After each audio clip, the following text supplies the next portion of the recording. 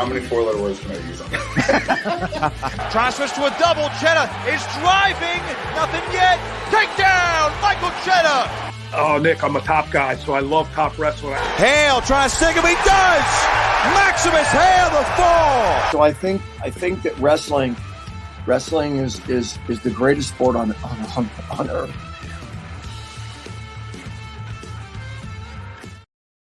What's going on, everybody? Welcome into another edition of On3 Wrestling. I'm your host, Nick Kosko, and with me today is Stanford head coach Chris Ayres. Coach, great to talk to you as we get closer and closer to the season. I feel like we've been preparing for the season for quite a bit. Been talking to a lot of guys since the summer, but preseason in full swing, less than a month away now. What's the preparation been like for your Stanford crew? It's been great. Guys look good. We have a strong team. Attitude is good. Training's been great. And we're just, getting a little anxious. We're getting a little tired of beating each other up. So I think we're looking forward to wrestling some foreigners. We have our inter-squad match on Saturday, so that'll be pretty cool. It's outside here before a football game and the Fan Fest. That should be pretty exciting. And then we kick off the season November 1st against Bakersfield and Utah Valley. So we're just prepping, getting ready. They're tired of wrestling each other, though. At least they'll get to wrestle each other outside. I like that. Well, how'd that come about? Do you guys usually do that outside for those wrestle-offs? Or? Yeah, So that historically has been done. Last year was my first year. Actually, our first dual meet versus Duke was outside. It was like early November. The dual meets with Bakersfield and Utah Valley, they were slated to be outside, but where we wrestled them actually in the tennis facility. That's getting renovated right now, so we can't get in there. So that duel will be inside. But, yeah, typically we're going to do at least one dual meet outside every year. Got to take advantage of the West Coast weather out there. So I'm curious now, because you are going into year 2 here at Stanford, long time at Princeton, NJ people know you really well. What has been the biggest change for you from year 1 last year, where maybe a bit of a later start this year, but now you had a full off season after your first year? What's been the biggest change here in year 2? Yeah, we're on offense now. So, the first year when I came in, it was September. We're kind of getting things going. Odd time to get a coaching transition. Usually the transitions happen in the spring.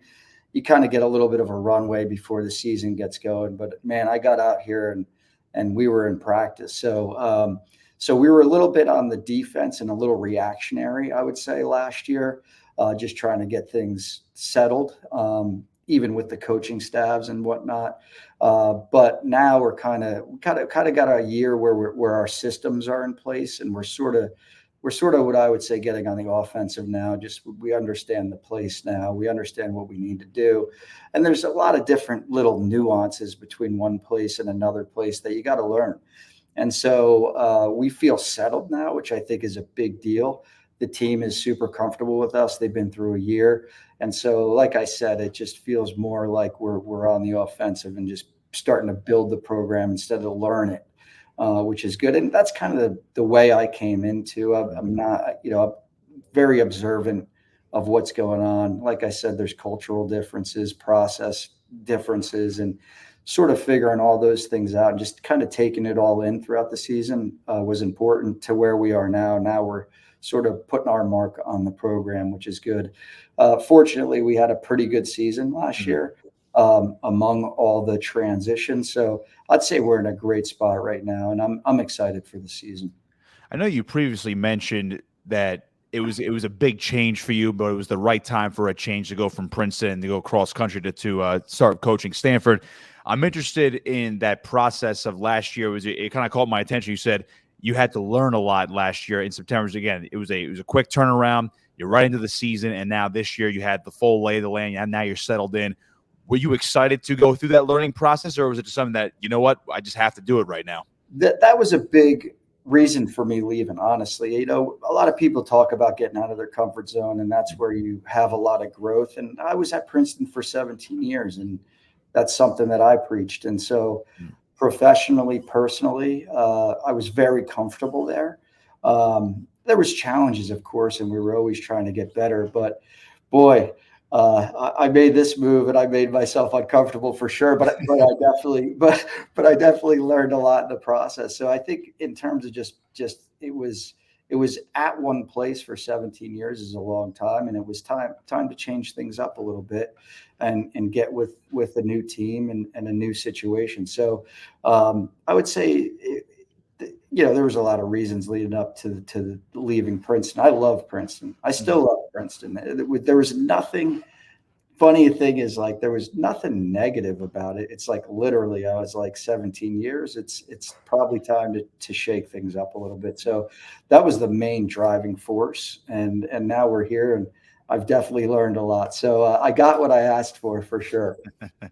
It's always a big learning curve. Speaking of changes now for Stanford, it's the ACC now. People see it in football right now. The ACC is, traditionally with the Atlantic Coast Conference, and they have 2 West Coast teams and a team from Texas now.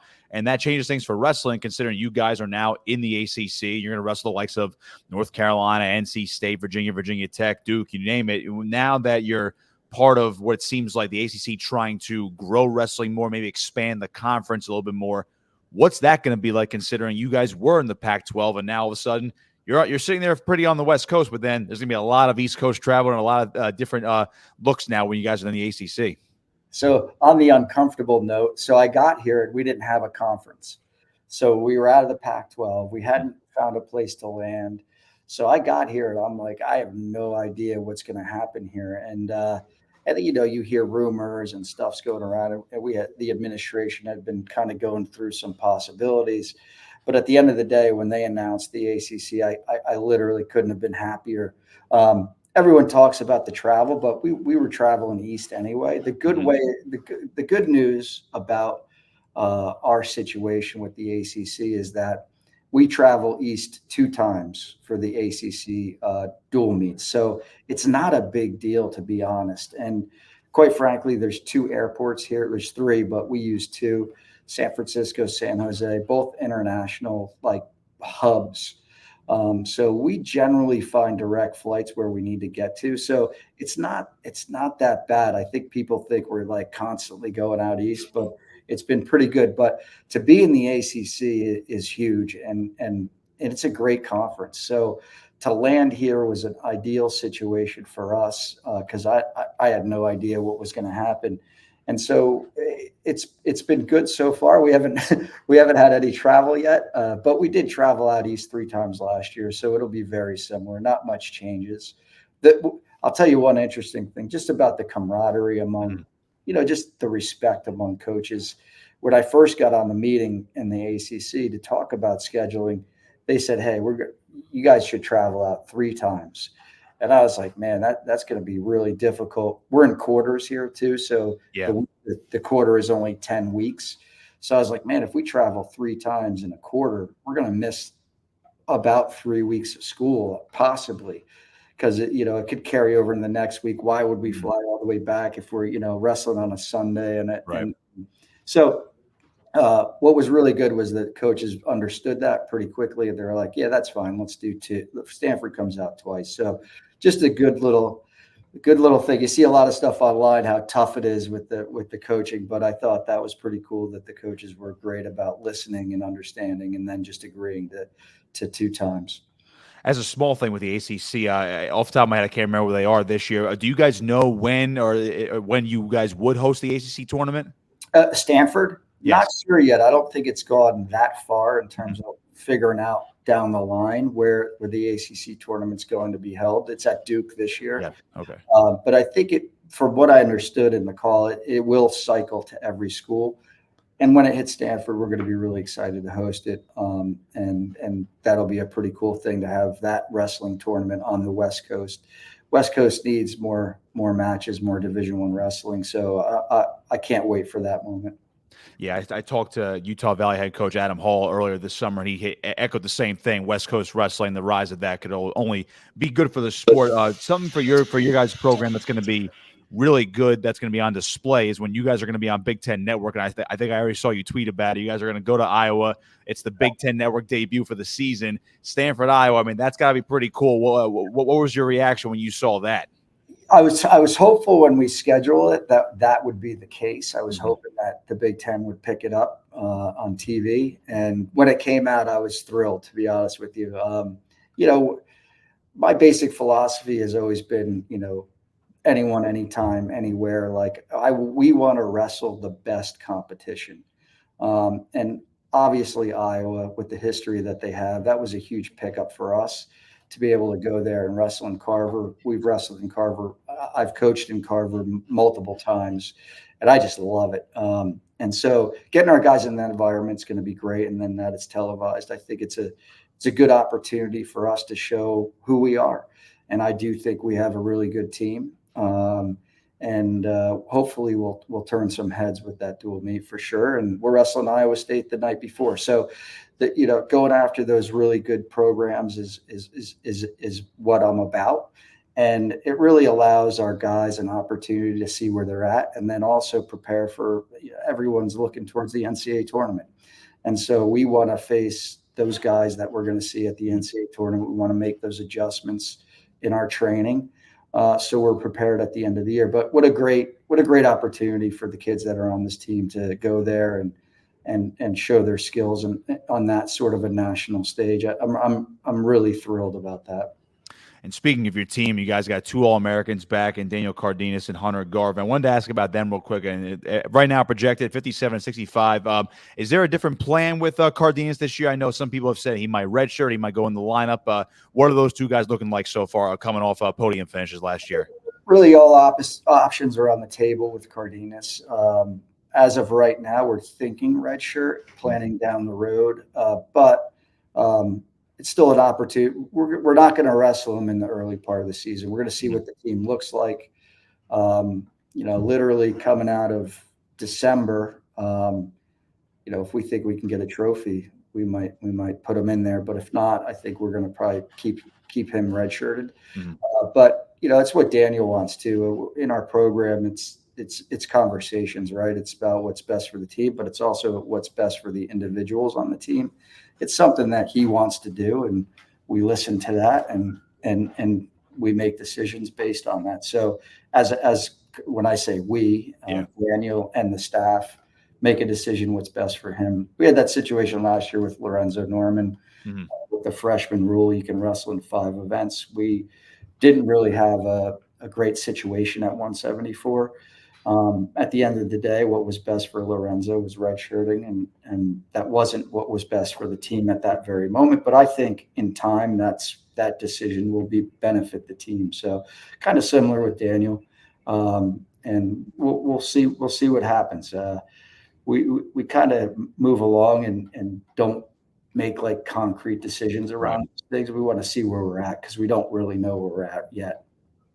Yeah, and looking at your lineup again, you had a lot of young guys last year, some veterans as well, and I know Cardenas was part of the younger part of the younger crew, and I know Hunter Garvin, his redshirt freshman season last year, also getting onto the podium. Just curious about the youth infusion into the Stanford wrestling program now that you've had.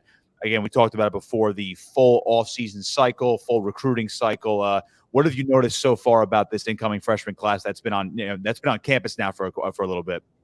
They're really good.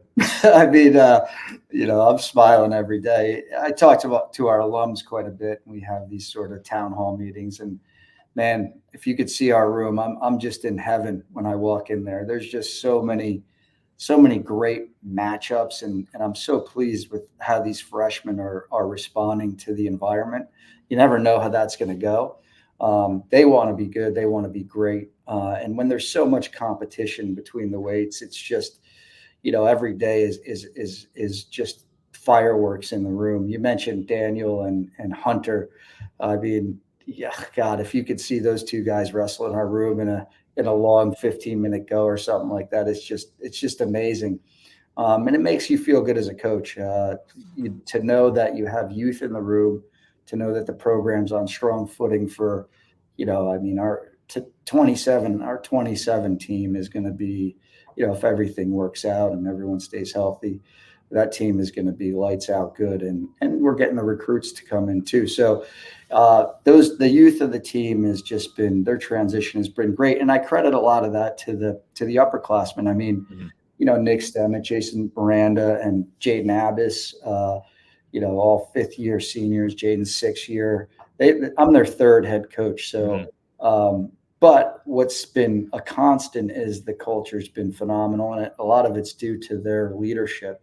So when kids come in, what's great for us as coaches is they get right into, the kids have their own system of onboarding for these freshmen. And I couldn't be more happy with where the team is. You just don't know when you get freshmen in what's going to happen, and their development has been phenomenal. And they're quickly pushing these upperclassmen, and that's going to make them better too. So it's been phenomenal in the room with the youth that we have and how good they are.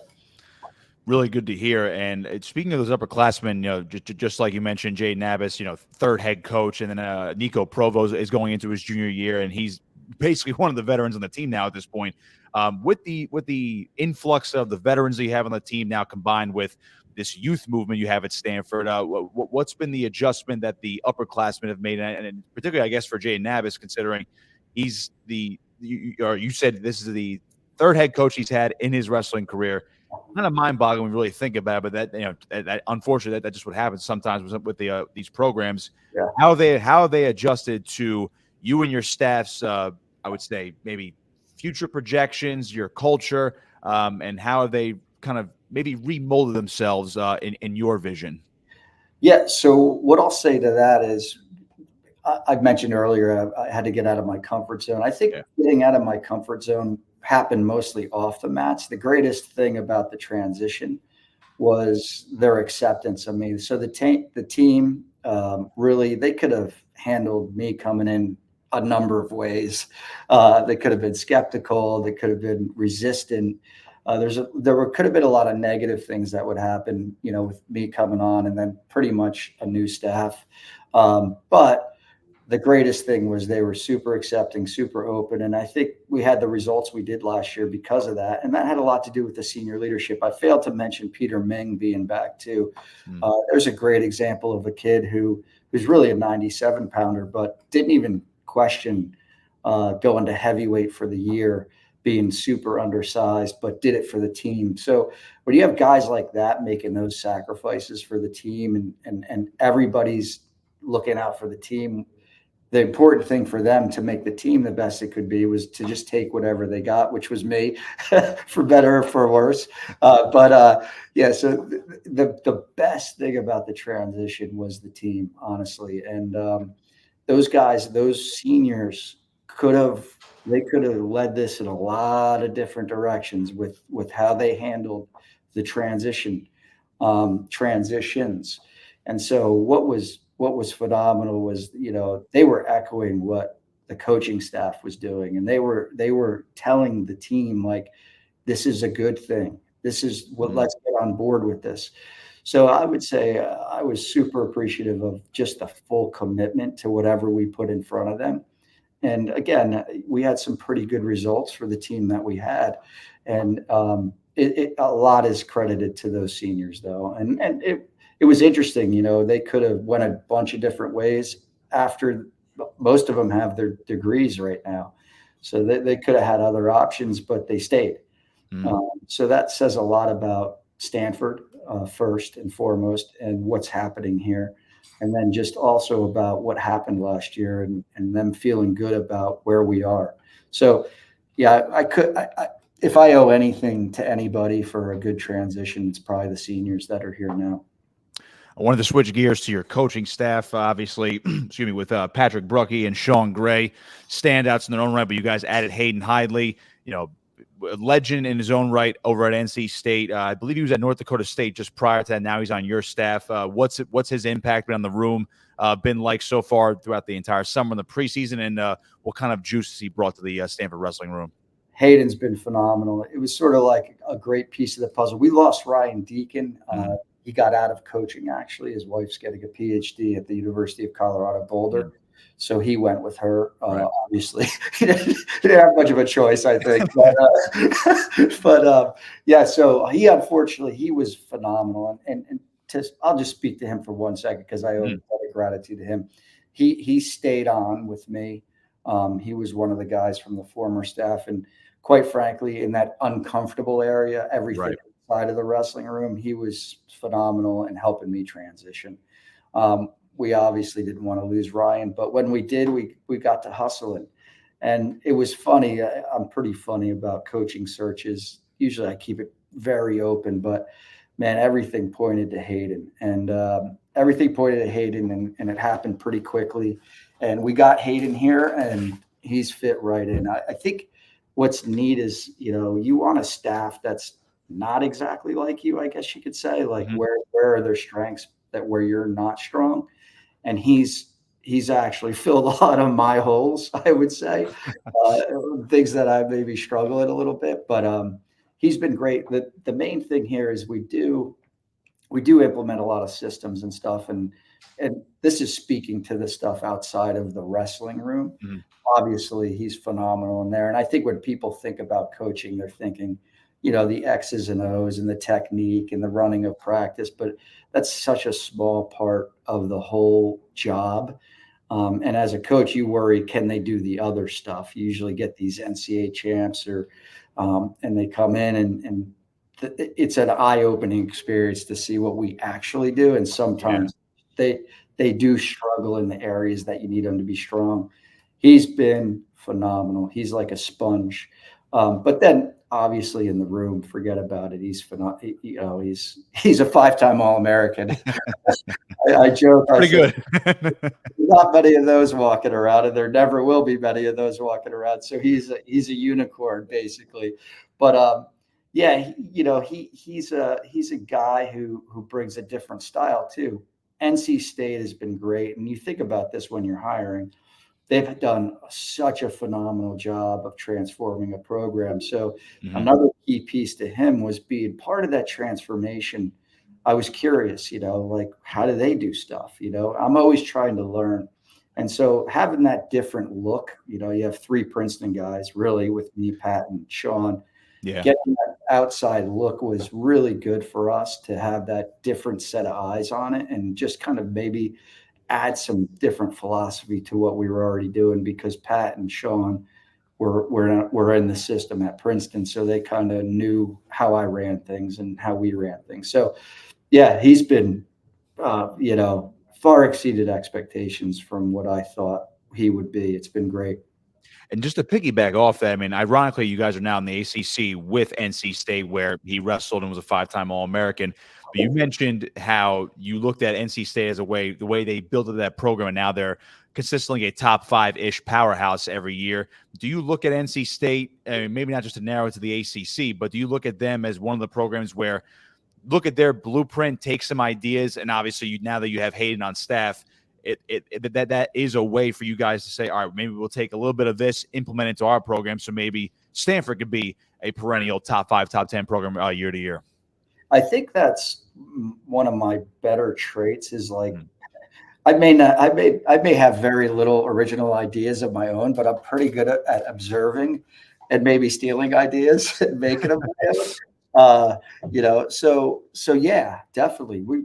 I'm looking all the time at other programs, outside, even never mind other programs, just, in the corporate world, what people are doing in marketing, and just trying to see what seems to be catching and then using that to our advantage. I think as a wrestler, I was that way too. I was really into video. I had a pretty good knack of like seeing something and then replicating it. And that's what we're doing. Yeah, there's some great things that NC State did, and we're definitely going to try to implement some of those things in what we do. A little bit of what they've done was confirmation of what we did at Princeton as well, and what's important to building a program and making sure you're hitting all those things. And so I think it was a little bit of confirmation.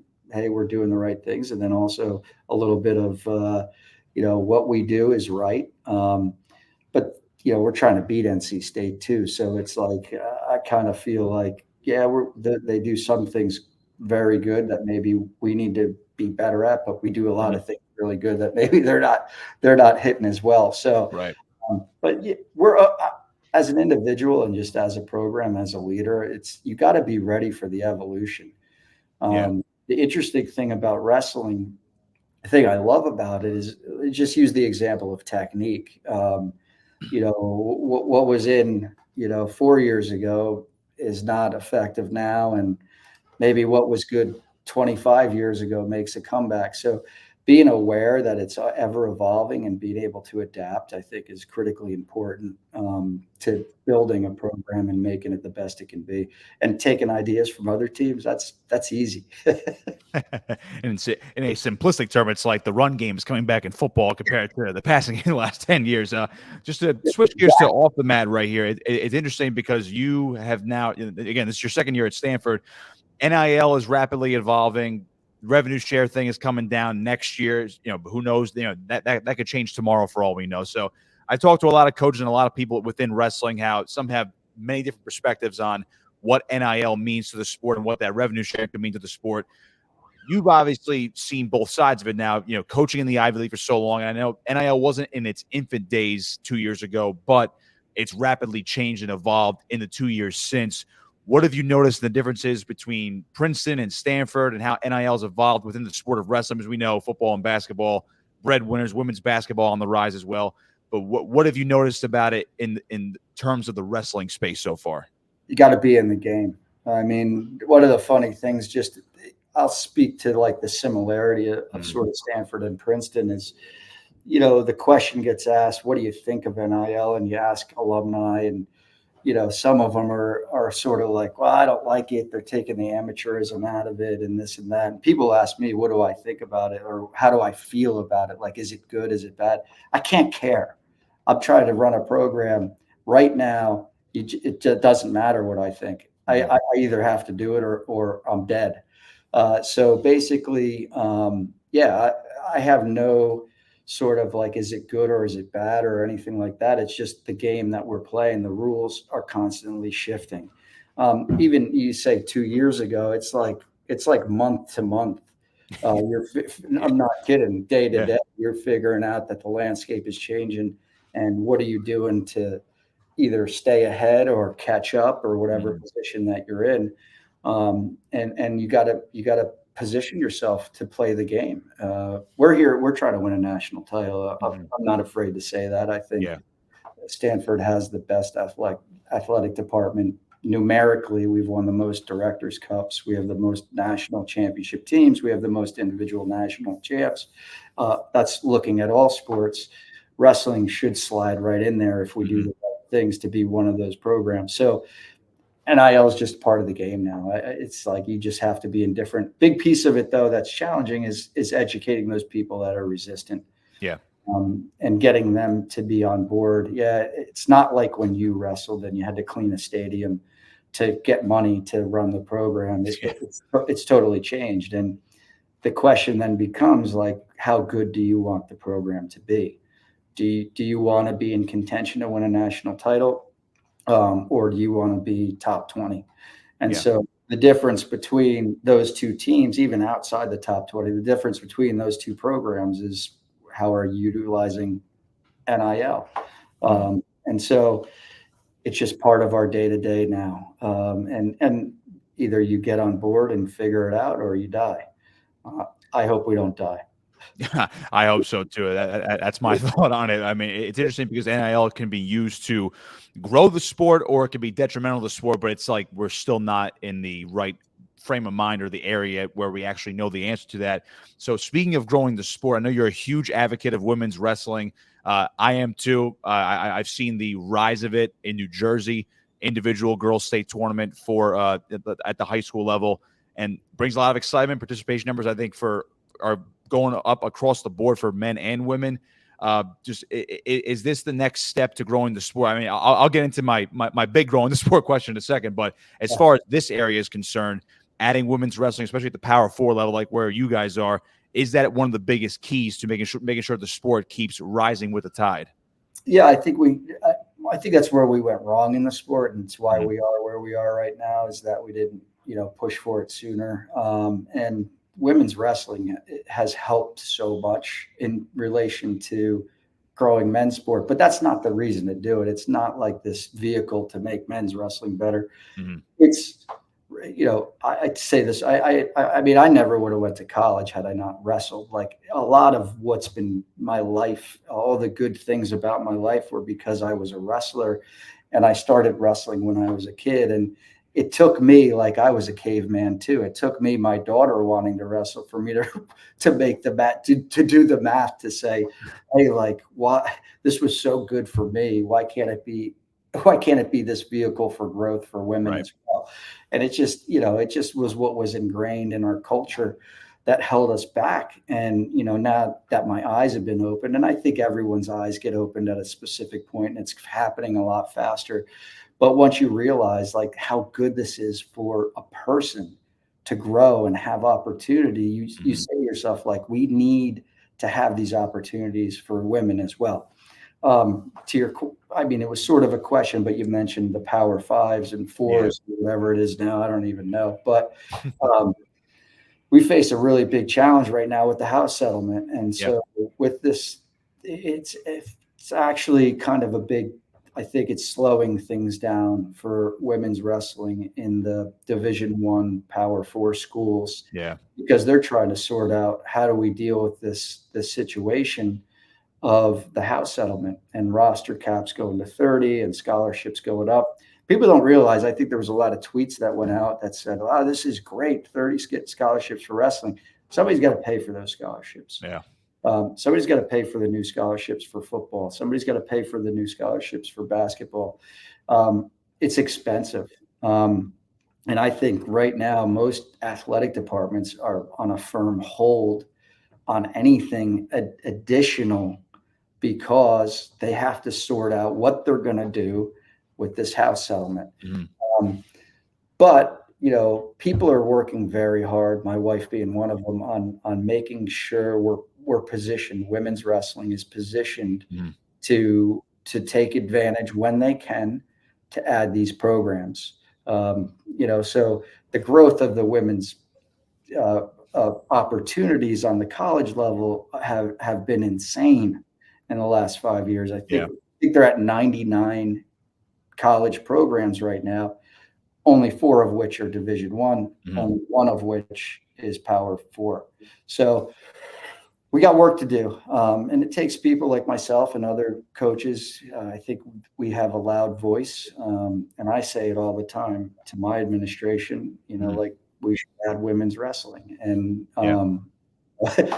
they're a little bit like, hey, we have 36 sports. You got to slow down a little bit here. And I understand there's a lot of pulls in different directions on the resources, but you got to keep that drip going of like, hey, it's here, it's getting big, it's gonna happen. I know how this ends.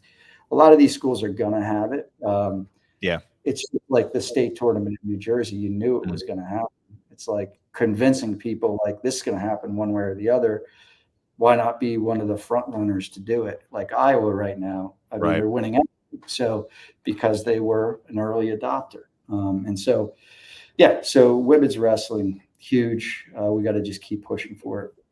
Yeah, I firmly believe that like more Power 4 schools will end up adding the sport. It's just a matter of when, if not, not if. It's a matter of when. Again, the house settlement could really throw everything for a loop. Chris Ayres, Stanford Wrestling, with me here on 3 Wrestling. Coach, I'll leave you here with this one. I know it's more of a loaded question as far as growing the current sport as it is. I'm a big dual meet guy. You being in the New Jersey culture for so long, I can only imagine you're probably on board with this too. To keep growing the sport, maybe it's more TV eyes, it's more money for the sport. Get that team aspect really into it. Without touching the individual tournament, are you of the same mind where there should be a dual meet championship to decide the team national champion for college wrestling? Hell yeah. I mean, this is going on, and I was for the team thing. Every iteration of this, I think I was the vice president of NWCA when the votes were almost tied to get a dual national champion. So absolutely, I think it's needed. It's necessary. Let's not touch the individual tournament. That's our crown jewel, but we can add, there's a way to do it, and there's a way to draw attention, and there's a way to make it a big deal. So I'm 100% for the team thing. 100%. What do you think is the biggest blockade around? It seems like a lot of coaches, I'm not afraid to say 85 to 90% of the coaches at this level probably do want it. Is it just the elite tier teams that are just pushing back on it? Is it the NCAA officials? What do you think it actually is that's delaying what could be the inevitable?